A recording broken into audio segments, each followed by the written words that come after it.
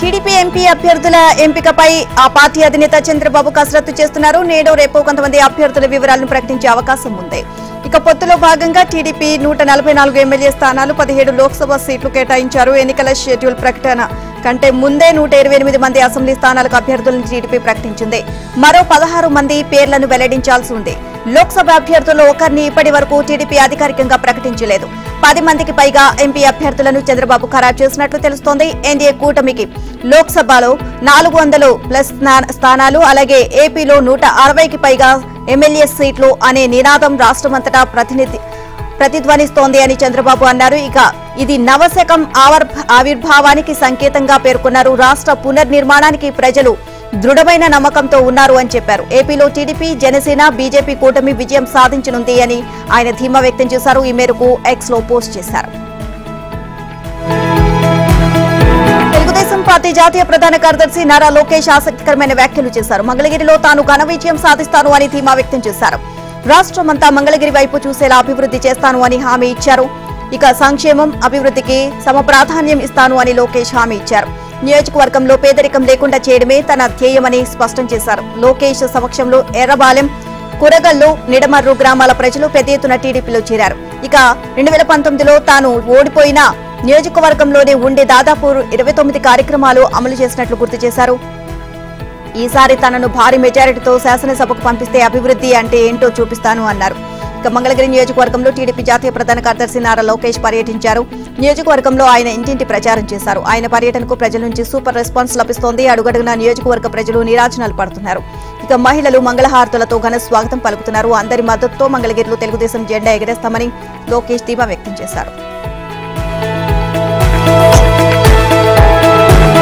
Janasena Kakinada MP అభ్యర్థి పేరును పవన్ కళ్యాణ్ ప్రకటించారు.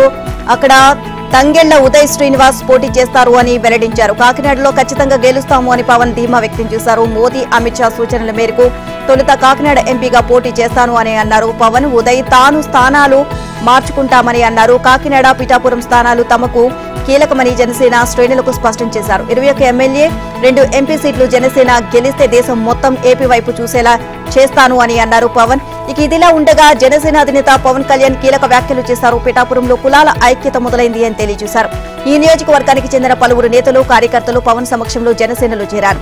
ఈ సందర్భంగా మాట్లాడుతూ తన గెలుపు కోసం మాత్రమే పిఠాపురం నుంచి పోటీ చేయట్లేదు అన్నారు. గాజువాక, భీమవరంతో పాటు పిఠాపురం కూడా తనకు ముఖ్యమైనని అన్నారు. ఇక ఇక్కడి నుంచే పోటీ చేయాలని ఎక్కువగా విజ్ఞప్తులు రావడంతో పోటీ చేస్తున్నట్లు చెప్పారు. తనను అసెంబ్లీకి పంపిస్తాము అనే హామీ చాలా మంది ఇచ్చారని పవన్ తెలియజేశారు. ఇకపై పిఠాపురాన్ని తన స్వస్థలంగా చేసుకుంటాను అన్నారు. ఇక ఇక్కడి నుంచే రాష్ట్ర భవిష్యత్తు మార్చేందుకు ప్రయత్నిస్తాను అన్నారు. పిఠాపురాన్ని రాష్ట్రంలోని ఆదర్శ నియోజకవర్గంగా మార్చాలన్నది తన లక్ష్యమని అన్నారు. తాను విజయం సాధిస్తే పిఠాపురం నియోజకవర్గంలో విద్య, వైద్య, ఉపాధి అవకాశాలు పెంచుతాను అని పవన్ హామీ ఇచ్చారు. పిఠాపురంలో 1,00,000 ఓట్ల మెజారిటీతో గెలుస్తాను అని ఆయన ధీమా వ్యక్తం చేశారు. ఇక వ్యవస్థపై కోపంతో ఎవరూ నోటాకు ఓటు వేయొద్దు అని ఆయన విజ్ఞప్తి చేశారు. ఎన్నికల వేళ వైసీపీలో టికెట్ల లొల్లి మొదలైంది. ఇప్పటికే ఇన్ఛార్జీల మార్పు వ్యవహారం ఆ పార్టీని ఉక్కిరిబిక్కిరి చేసింది. నేతల సిగపట్లు ఆ పార్టీకి తలనొప్పిగా తయారయ్యాయి. తాడేపల్లి క్యాంపు కార్యాలయంలో సీఎంఓకు అధికారిక విధుల కంటే పార్టీ పంచాయతీలు సెటిల్ చేయడానికే సరిపోతుంది. ఇక మొన్నటి వరకు మైలవరం, మంగళగిరి, ఒంగోలు, నగరి వివాదాలను సెటిల్ చేయగా తాజాగా చిలుకలూరిపేటలోని విభేదాలు అధిష్టానానికి సవాల్గా మారాయి. పల్నాడు జిల్లా చిలుకలూరిపేట వైసీపీ పంచాయతీ తాడేపల్లికి చేరింది. అక్కడి వైసీపీ నేత మల్లెల రాజేష్ నాయుడుకు సీఎంఓ నుంచి పిలుపు వచ్చింది. ఇటీవల పార్టీ ఆయన ఇన్ఛార్జ్ పదవి నుంచి తొలగించింది. ఆ తర్వాత మంత్రి విడుదల రజనీపై రాజేష్ తీవ్ర ఆరోపణలు చేశారు. ఎమ్మెల్యే టికెట్ కోసం ఆమె 6.5 కోట్లు తీసుకున్నారు అని ఆరోపించారు. ఇక ఈ విషయాన్ని ప్రభుత్వ సలహాదారు సజ్జల రామకృష్ణారెడ్డికి చెబితే 3 కోట్లు మాత్రమే వెనక్కి ఇప్పించారని చెప్పారు. ఇక డబ్బు వసూలు వ్యవహారంపై సీఎంకు రాజేష్ ఫిర్యాదు చేశారు. ఇక బయటి వారికి టికెట్ ఇస్తే ఊరుకునేది లేదు అంటూ అధిష్టానంపై ఆగ్రహం వ్యక్తం చేశారు. ఆ తర్వాత చిలుకలూరిపేట అభ్యర్థిగా కావటి మనోహర్ నాయుడును వైసీపీ ప్రకటించింది. ఈ పరిణామాల నేపథ్యంలో రాజేష్ ను సీఎం జగన్ పిలిపించి మాట్లాడారు. ఇక మంత్రి విడుదల రజని, మల్లెల రాజేష్ నాయుడు డబ్బు పంచాయతీ తాడేపల్లి ప్యాలెస్ కు చేరింది. ఇప్పటికే సజ్జల వద్ద పంచాయతీ జరిగినా సెటిల్ కాకపోవడంతో రాజేష్ బహిరంగ విమర్శలకు దిగడం పార్టీలో తీవ్ర కలకలం రేపుతోంది. ఈ వ్యవహారంతో పార్టీ పరువు తీవ్రంగా దెబ్బతింది అని భావిస్తున్నారు. దీంతో రంగంలోకి దిగిన జగన్ ఈ విషయాన్ని సెటిల్ చేసేందుకు కసరత్తు చేస్తున్నారు. అయితే సీఎం జగన్ ఈ పంచాయతీని ఎలా తెగ్గొడతారు, మంత్రిని పిలిపించి మందలిస్తారా, డబ్బులిప్పిస్తారా అనేది ఆసక్తికరంగా మారింది. కేంద్ర ఎన్నికల సంఘం కీలక ఆదేశాలు జారీ చేసింది. సార్వత్రిక ఎన్నికల వేళ బ్యాంకుల్లో అనుమానాస్పద లావాదేవీలపై నిఘా వేయాలి అని సూచించింది. ఈ మేరకు అన్ని రాష్ట్రాల ఎన్నికల ప్రధాన అధికారులకు ఉత్తర్వులు జారీ చేసింది. 2 నెలల్లో 1,00,000కు మించి జమ విత్డ్రా చేసిన ఖాతాలు, ఒకే జిల్లాలో అనేక మందికి ఆన్లైన్ బదిలీ అయిన ఖాతాల వివరాలు సేకరించాలి అని సూచించింది. 1,00,000కు మించి జమ డిపాజిట్ చేసిన అభ్యర్థి లేదా కుటుంబ సభ్యుల పార్టీల ఖాతాల వివరాలు సేకరించాలి అని తెలిపింది. 10 లక్షల జమ డిపాజిట్ల వివరాలు ఐటీకి ఇవ్వాలి అని అధికారులను ఆదేశించింది. బ్యాంకుల నుంచి జిల్లా ఎన్నికల అధికారుల సమాచారం తెప్పించుకోవాలి అని, అనుమానం ఉంటే వాటి వివరాలు ఫ్లయింగ్ స్క్వాడ్స్ లకు ఇవ్వాలి అని తెలియజేసింది. ఎన్నికల కోడ్ నేపథ్యంలో హైదరాబాద్ పోలీసులు విస్తృత తనిఖీలు నిర్వహిస్తున్నారు. ఎలాంటి పత్రాలు లేకుండా తరలిస్తున్న 25 లక్షల నగదును పోలీసులు స్వాధీనం చేసుకున్నారు. ఇక కాచిగూడ కూడలిలోని తారక రామ థియేటర్ వద్ద గోషామహల్ ఫ్లయింగ్ స్క్వాడ్ బృందాలు సోదాలు చేపట్టాయి. బర్కత్పురాకు చెందిన అనూప్ సోనీ అని ద్విచక్ర వాహనంపై సికింద్రాబాద్ నుంచి వస్తుండగా తనిఖీ చేశారు. అతడి వద్ద 25 లక్షల నగదు ఉన్నట్లు గుర్తించారు. డబ్బుకు సంబంధించిన ఎలాంటి పత్రాలు లేకపోవడంతో ఆ మొత్తాన్ని స్వాధీనం చేసుకున్నారు. ఇక ఆ డబ్బును ఫ్లయింగ్ స్క్వాడ్ అధికారులు సుల్తాన్ బజార్ పోలీస్ స్టేషన్ కు తరలించారు. తదుపరి విచారణ కోసం ఆదాయపు పన్ను శాఖ అధికారులకు సమాచారం ఇచ్చినట్లు పోలీసులు తెలియజేశారు. తెలంగాణ నూతన గవర్నర్ గా సిపి రాధాకృష్ణన్ నేడు బాధ్యతలు స్వీకరించే అవకాశం ఉంది. తమిళసై సౌందరరాజన్ రాజీనామాతో జార్ఖండ్ గవర్నర్ సిపి రాధాకృష్ణన్ కు రాష్ట్ర బాధ్యతలు అదనంగా అప్పగించారు. పుదుచ్చేరి లెఫ్టినెంట్ గవర్నర్ గా కూడా ఆయనకే అదనపు బాధ్యతలు అప్పగించారు. ఇక నూతన గవర్నర్ కు రాష్ట్ర ప్రభుత్వం తరపున విమానాశ్రయంలో స్వాగతం పలుకున్నారు. ఇవాళ ఉదయం 11:15 రాధాకృష్ణన్ బాధ్యతలు స్వీకరించే అవకాశం ఉంది. రాజ్భవన్ వేదికగా కార్యక్రమం జరగనుంది. ఇక రాష్ట్ర హైకోర్టు ప్రధాన న్యాయమూర్తి జస్టిస్ అలోక్ ఆరాధే ప్రమాణం చేయించనున్నారు. వైసీపీ నుంచి టీడీపీలోకి వలసలు కొనసాగుతున్నాయి. ప్రకాశం జిల్లా కనిగిరి నియోజకవర్గంలో పలువురు నేతలు సైకిల్ ఎక్కారు. తాజాగా చంద్రశేఖరపురం మండలం మాజీ జెడ్పీటీసీ సభ్యుడు నాగేశ్వరరావుతో పాటు 19 కుటుంబాలు, వెలిగండ్ల మండలం కొత్తగండ్రికకు చెందిన 17 కుటుంబాలు వైసీపీని వీడి టీడీపీలోకి చేరాయి. ఇక టీడీపీలోకి చేరిన వారికి కనిగిరి మాజీ ఎమ్మెల్యే టీడీపీ అభ్యర్థి ముక్కు ఉగ్ర నరసింహారెడ్డి కండువాలు కప్పి పార్టీలోకి సాదరంగా ఆహ్వానించారు. జగన్ అరాచక పాలన మరికొన్ని రోజుల్లో అంతం కానుంది అని నరసింహారెడ్డి అన్నారు. ఈ సార్వత్రిక ఎన్నికల్లో టీడీపీ, బీజేపీ, జనసేన కూటమి ఘన విజయం సాధించి అధికారంలోకి రావడం ఖాయమని ఆయన ధీమా వ్యక్తం చేశారు. దేశవ్యాప్తంగా సంచలనం రేపిన ఢిల్లీ లిక్కర్ కేసులో కీలక పరిణామాలు చోటు చేసుకుంటున్నాయి. లిక్కర్ కేసును విచారిస్తున్న జడ్జి నాగ్పాల్ బదిలీ కాగా సుప్రీంకోర్టులో వేసిన రిట్ పిటిషన్ను కవిత వెనక్కి తీసుకున్నారు. ఇక ఈడీ సమన్లు ఇవ్వడాన్ని సవాల్ చేస్తూ దాఖలు చేసిన ఈ పిటిషన్ను ఆమె ఉపసంహరించుకున్నారు. ఈ కేసులో ఇప్పటికే ఈడీ అరెస్టు చేసిన నేపథ్యంలో రిట్ పిటిషన్పై విచారణ అవసరం లేనందున వెనక్కి తీసుకుంటున్నాము అని కవిత తరపు సీనియర్ న్యాయవాది విక్రమ్ చౌదరి వెల్లడించారు. దీనికి జస్టిస్ బేలా త్రివేది, జస్టిస్ పంకజ్ మిత్తల్ ధర్మాసనం అనుమతించింది. తాము చట్ట ప్రకారం ఉపశమనం పొందేందుకు తదుపరి చర్యలకు వెళ్తాము అని న్యాయవాది తెలియజేశారు. ఈడీ జారీ చేసిన సమన్లను సవాల్ చేస్తూ గత ఏడాది మార్చి 14న సుప్రీంకోర్టులో కవిత ఈ పిటిషన్ దాఖలు చేశారు. ఈడీ కేసులో మహిళలను విచారించేందుకు మార్గదర్శకాలను జారీ చేయాలని, అంతవరకు ఢిల్లీ లిక్కర్ కేసులో తనను అరెస్ట్ చేయవద్దు అంటూ సుప్రీంకోర్టులో దాఖలు చేసిన పిటిషన్ను కవిత ఉపసంహరించుకున్నారు. కవిత పిటిషన్ ఉపసంహరణకు ఈడీ తరపు న్యాయవాది ఎస్వీ రాజు అభ్యంతరం తెలపలేదు. ఇక లిక్కర్ కేసులో తన అరెస్టు చట్టవిరుద్ధము అంటూ కవిత దాఖలు చేసిన మరో పిటిషన్పై 2-3 రోజులు సుప్రీంకోర్టు విచారణ చేపట్టనుంది. ఇక ఇది ఇలా ఉండగా లిక్కర్ కేసును విచారిస్తున్న జడ్జి నాగ్పాల్ బదిలీ అయ్యారు. నాగ్పాల్ స్థానంలో కావేరి బవేజాను కొత్త జడ్జిగా నియమించారు. ఎన్నికల కోడ్ ఉల్లంఘించిన వైసీపీ నేతలపై ఎన్నికల కమిషన్ ఆగ్రహం వ్యక్తం చేస్తుంది. ఎన్నికల కోడ్ ఉల్లంఘించిన చిత్తూరు జిల్లా పలమనేరు వైసీపీ ఎమ్మెల్యే వెంకటగౌడ్పై వీకోట పోలీస్ స్టేషన్లో కేసు నమోదు అయింది. ఇక పలమనేరు వైసీపీ ఎమ్మెల్యే వెంకటగౌడ్పై ఈసీ ఇప్పటికే ఆగ్రహం వ్యక్తం చేసింది. వివరణ ఇవ్వాలి అంటూ అధికారులు షోకాజ్ నోటీసులు ఇచ్చారు. చిత్తూరు జిల్లాలో వైసీపీ నేతల ఎన్నికల కోడ్ ఉల్లంఘన తారాస్థాయికి చేరింది. ఇక 10వ తరగతి పిల్లలకు పలమనేరు ఎమ్మెల్యే పరీక్షా ప్యాడ్లను పంపిణీ చేశారు. చాలా మంది విద్యార్థులు వాటితోనే పరీక్షా కేంద్రానికి హాజరయ్యారు. దీనిపై టీడీపీ నేతలు పలమనేరు ఆర్డీఓకు ఫిర్యాదు చేశారు. ఖచ్చితంగా అది కోడ్ ఉల్లంఘన కిందకు వస్తుంది అని తేల్చి చెప్పారు. పరీక్షా కేంద్రంలోనికి వాటిని అనుమతించరాదు అని సంబంధిత అధికారులకు ఆదేశాలు జారీ చేశారు. ఇక పలమనేరు నియోజకవర్గంలోని పలు మండలాల్లో ఎమ్మెల్యే ఫోటోలతో ఉన్న ప్యాడ్లను గమనించిన ఇన్విజిలేటర్లు నివ్వెరపోయారు. ప్యాడ్ల కలకలంపై ఇన్విజిలేటర్లు పలమనేరు ఆర్డీఓకు ఫిర్యాదు చేశారు. దీనికి స్పందించిన ఎన్నికల కమిషన్ చర్యలకు ఆదేశించింది. ఎంఆర్పీఎస్ వ్యవస్థాపక అధ్యక్షుడు మందకృష్ణ సంచలన వ్యాఖ్యలు చేశారు. ఈ ఎన్నికల్లో జగన్ కు తగిన బుద్ధి చెబుతాము అని హెచ్చరించారు. ఏపీలో జగన్మోహన్ రెడ్డి ప్రభుత్వం ఈ 5 ఏళ్లలో మాదిగలకు సంక్షేమం లేకుండా చేసింది అని మందకృష్ణ మాదిగ విమర్శించారు. ఈ ఎన్నికల్లో జగన్ కు వ్యతిరేకంగా పోరాటం చేసి తగిన బుద్ధి చెప్తాము అన్నారు. ఇక ప్రకాశం జిల్లా ఒంగోలులోని అంబేద్కర్ భవన్ లో ఆయన మీడియాతో మాట్లాడారు. మాదిగల సంక్షేమంపై సీఎంకు చిత్తశుద్ధి లేదు అని అన్నారు. ఇటీవల ప్రకటించిన పార్లమెంట్ అసెంబ్లీ స్థానాల అభ్యర్థుల్లో కూడా మాదిగలకు ప్రాధాన్యం ఇవ్వలేదు అని మండిపడ్డారు. జగన్ ప్రభుత్వంలో దళిత గిరిజనులకు సంక్షేమ పథకాలు పూర్తిగా రద్దయ్యాయి అని విచారణ వ్యక్తం చేశారు. ఇక గతంలో ఉన్న విదేశీ విద్యా పథకానికి అంబేద్కర్ పేరు తీసేసి జగన్ పేరు పెట్టడమేంటి అని ప్రశ్నించారు. గత ప్రభుత్వం మాదిగ కులానికి ప్రాతినిధ్యం ఇచ్చింది అని గుర్తు చేశారు. ఇక నరేంద్ర మోదీ కూడా తమను గుర్తించారు అని తెలియజేశారు. అందుకే ఈ ఎన్నికల్లో టీడీపీ, జనసేన, బీజేపీ కూటమికి మద్దతు ఇస్తాము అని ఆయన ప్రకటించారు. త్వరలో కూటమి అగ్రనేతలను కలిసి మాట్లాడతాను అని మందకృష్ణ తెలియజేశారు. ఇదిలా ఉండగా వైసీపీ సర్కారు తీరుపై టీడీపీ, జనసేన, ఎంఆర్పీఎస్ నేతలు మండిపడుతున్నారు. ఇచ్చిన హామీల్లో ఒకటి కూడా సీఎం జగన్ నెరవేర్చలేదు అంటూ ఫైర్ అయ్యారు. ఇక తిరుపతి గంగమ్మ ఆలయాన్ని రాతితో నిర్మిస్తామని హామీ ఇచ్చి ఇప్పుడు నాసిరకం పనులతో నిర్మిస్తున్నారు అని మండిపడ్డారు. ఈ సందర్భంగా కుప్పంలోని తిరుపతి గంగమ్మ ఆలయ నిర్మాణ పనులను టీడీపీ, జనసేన, బీజేపీ, ఎంఆర్పీఎస్ నేతలు పరిశీలించారు. విజయనగరం జిల్లాలోని అకాల వర్షాలు అపార నష్టాన్ని కలిగించాయి. జిల్లా అంతటా భారీ వర్షాలు కురుస్తున్నాయి. ద్రోణి ప్రభావంతో వర్షాలు కురుస్తున్నట్లు వాతావరణ శాఖ ప్రకటించింది. అకాల వర్షాలు పలు విభాగాలను తీవ్ర నష్టానికి గురిచేశాయి. జిల్లాలోని పలు ప్రాంతాలు జరుగుతున్న జాతరల సందడిపై వరుణుడు కన్నెర చేశాడు. ఇక దుకాణాలన్నీ నీటి మునిగాయి. రోడ్లపైకి మురుగునీరు ప్రవహిస్తోంది. స్తంభాలు నేల కొరిగి విద్యుత్ వైర్లు వేలాడుతున్నాయి. ఎన్నికల ప్రచారాలకు కూడా ఈ అకాల వర్షంతో ఆటంకం ఏర్పడింది. రేపు కూడా ఇదే తరహాలో వర్షాలు కురిసే అవకాశం ఉంది అని వాతావరణ శాఖ తెలియజేసింది. ఇదిలా ఉండగా తెలంగాణలో ఇవాళ ఉరుములు మెరుపులతో తేలికపాటి నుంచి మోస్తరు వర్షాలు కురిసే అవకాశం ఉంది. మరికొన్ని చోట్ల భారీ వర్షాలు కురిసే అవకాశం ఉందని హైదరాబాద్ వాతావరణ కేంద్రం తెలియజేసింది.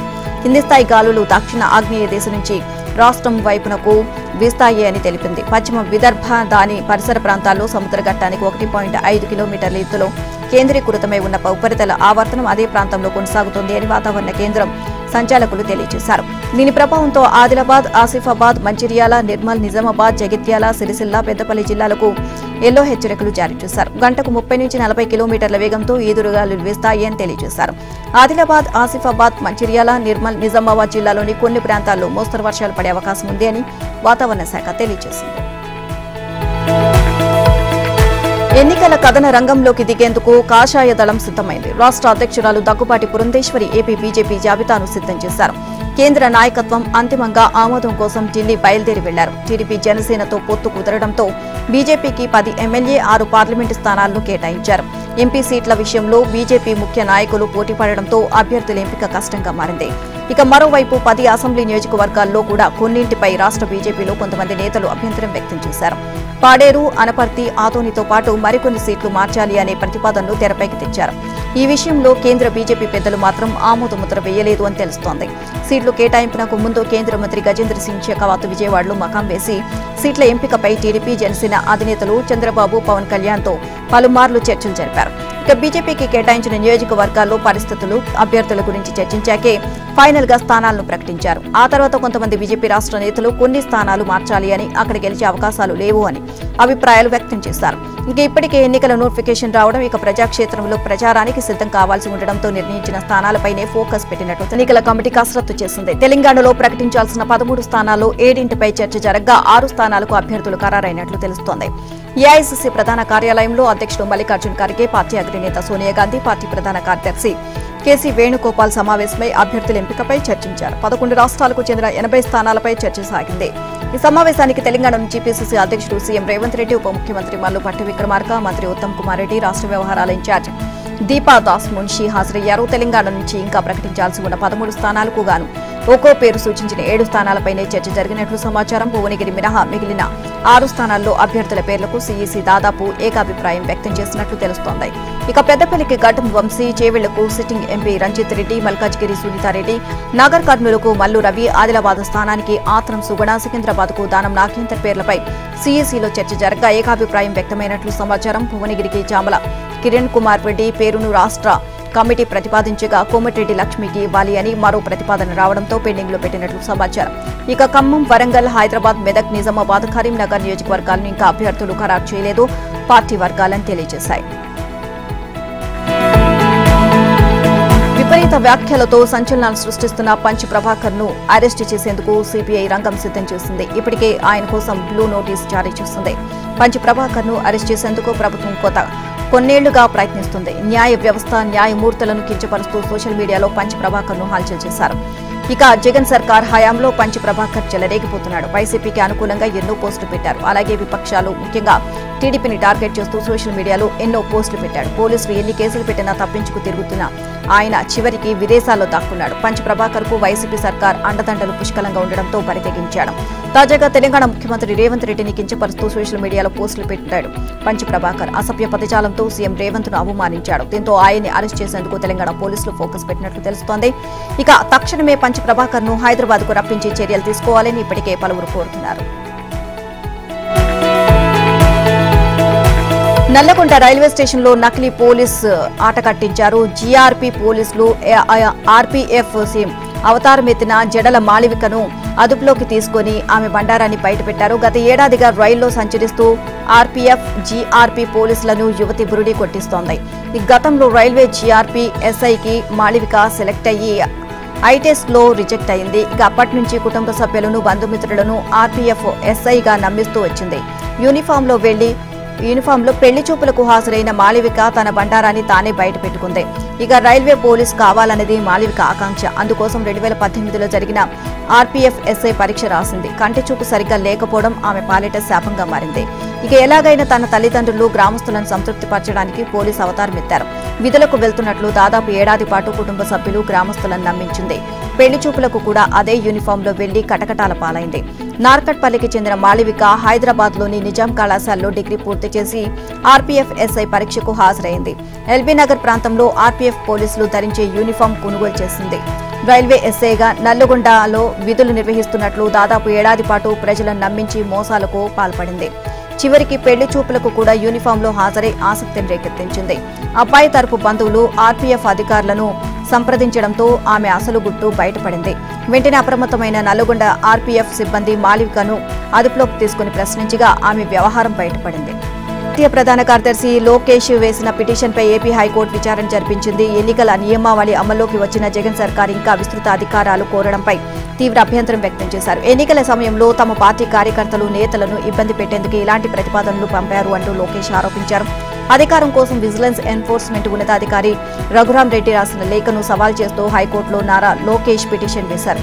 ఇక ఎన్నికల సమయంలో తెలుగుదేశం కార్యకర్తలు నేతలను ఇబ్బంది పెట్టేందుకు ఇటువంటి ప్రతిపాదనను ఆయన ప్రభుత్వానికి పంపారు అని లోకేష్ ఆరోపించారు. ఇలాంటి ప్రతిపాదనను ప్రభుత్వం తిరస్కరించేలా ఆదేశాలు ఇవ్వాలి అని లోకేష్ కోరారు.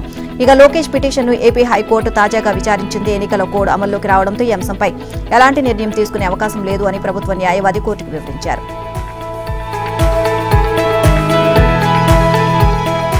కర్నూలు ప్రభుత్వ ఆసుపత్రిలో దారుణ ఘటన చోటు చేసుకుంది. వైద్య సిబ్బంది నిర్లక్ష్యం కారణంగా 5 ఏళ్ల బాలుడు నరక యాతన అనుభవించాడు. మాటలు రాని వినపడని ఓ 5 ఏళ్ల చిన్నారి ఆసుపత్రిలో బందీ అయి మౌన రోదన సాగించాడు. మాటలు రాని వినపడని ఓ 5 ఏళ్ల చిన్నారి అనుకోని పరిస్థితుల్లో ఆసుపత్రి గదిలో బందీ అయ్యాడు. ఇక ఈ ఘటన కర్నూలు జిల్లా సర్వజన ఆసుపత్రిలో జరిగింది. తల్లిదండ్రులను ఆసుపత్రి సిబ్బందిని ఈ ఘటన ఆందోళనకు గురిచేసింది. బాలుడు సురక్షితంగా ఉండడంతో మౌన రోదన కథ సుఖాంతమైంది. ఇక కర్నూలు జిల్లా ఓర్వకల్లు మండలం తిప్పాయిపల్లికి చెందిన హుస్సేనయ్య మౌనికల 5 ఏళ్ల కుమారుడు సుజిత్ పుట్టుకతో మూగా చెవుడు.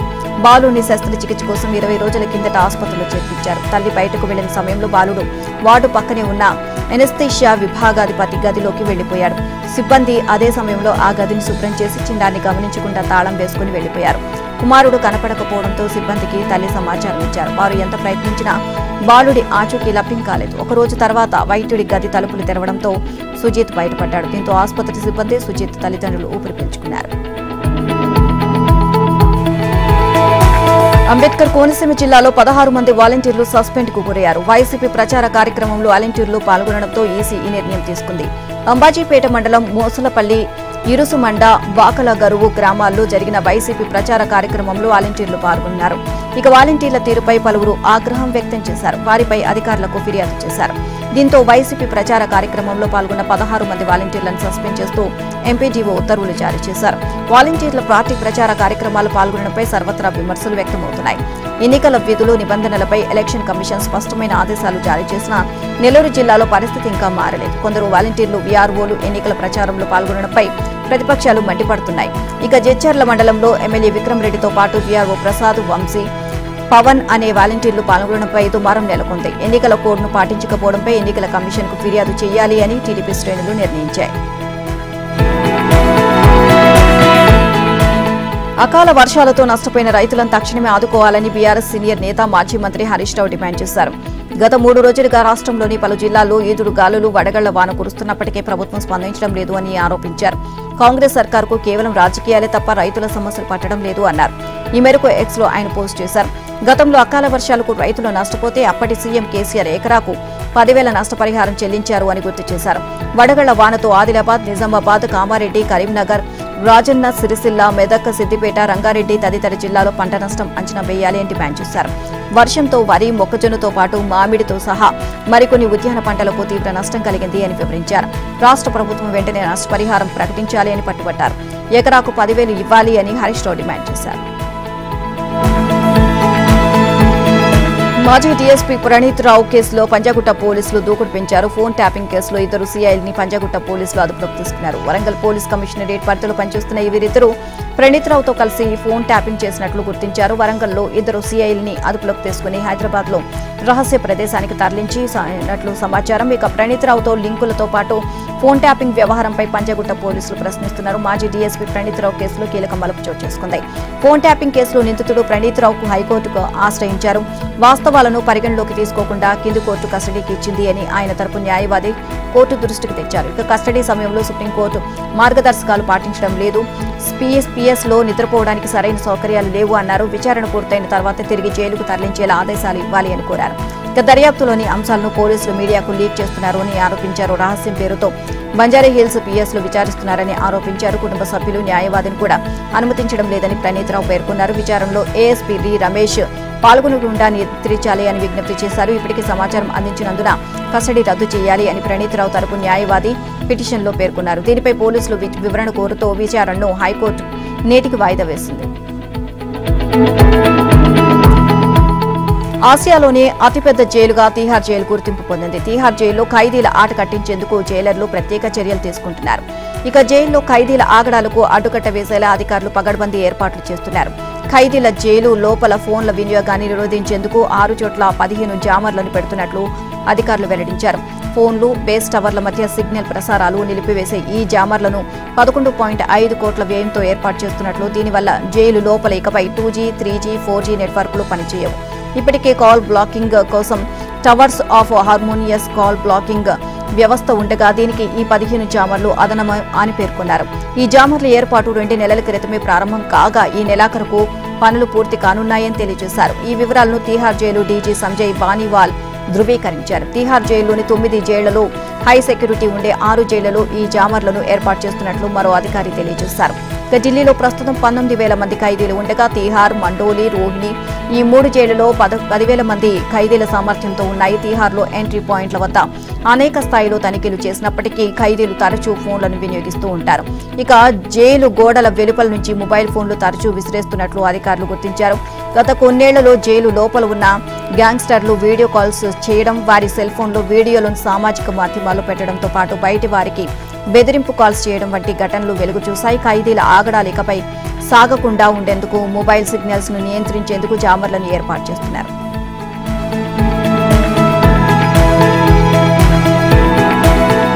భారత మాజీ ఆటగాడు నవ్జోత్ సింగ్ కు మళ్లీ అవకాశం లభించింది. 10 ఏళ్ల విరామం తర్వాత మళ్లీ కామెంటరీ చేయబోతున్నారు. ఇక ఐపీఎల్ 2024 సీజన్తో వ్యాఖ్యాతగా సిద్ధు రీ ఎంట్రీ ఇస్తున్నాడు. ఈ విషయాన్ని ఐపీఎల్ బ్రాడ్కాస్టర్ స్టార్ స్పోర్ట్స్ వెల్లడించింది. సిద్ధు కామెంటరీ ప్రత్యేకంగా ఉంటుంది. కామెంటరీ బాక్స్ లో తనదైన శైలిలో పంచులు, ప్రాసలు, చెలోక్తులతో నవ్వులు పోయిస్తారు. ఈ ఐపీఎల్ సీజన్ వచ్చే T20 ప్రపంచ కప్ జట్టును ఎంపిక చేయడానికి భారత్తో పాటు అన్ని దేశాలకు ఉపయోగపడుతుంది అని నవజోత్ సింగ్ పేర్కొన్నారు. ప్రస్తుతం ప్రపంచం దృష్టి అంతా ఐపీఎల్ పైనే ఉంది. భారత ఆటగాళ్లతో పాటు విదేశీ ప్లేయర్లకు ఐపీఎల్ రూపంలో మంచి అవకాశం దొరికింది. ఇక్కడ రాణిస్తే వచ్చే T20 ప్రపంచ కప్ జట్టుకు ఎంపిక కావచ్చు అని సిద్ధు వివరించారు. ఇక క్రికెట్ అనేది తన ఫస్ట్ లవ్ అని నవజోత్ సింగ్ పేర్కొన్నారు. క్రికెట్లో 20 సార్లు పునరాగమనం చేసినట్లు తెలియజేశారు. ఇక కామెంటేటర్ గా మాత్రం ఇదే ఫస్ట్ కంబ్యాక్ గా పేర్కొన్నారు. గ్యాప్ వచ్చిన తనలో మాటల పదును మాత్రం తగ్గలేదు అని అన్నారు. గతంలో టోర్నీ మొత్తం కామెంటరీ చేస్తే 60 లక్షల నుంచి 70 లక్షలు పారితోషికం వచ్చేది అని అన్నారు. ప్రస్తుతం ఐపీఎల్లో రోజుకి 25 లక్షలు తీసుకుంటున్నట్లు చెప్పారు. ఇక ఐపీఎల్లో కేవలం డబ్బుతో మాత్రమే సంతృప్తి దొరకదు అన్నారు. ఆటగాళ్లను దగ్గరగా గమనిస్తూ సమయం గడపడమే తనకు సరదా అని నవజోత్ సింగ్ చెప్పుకొచ్చారు.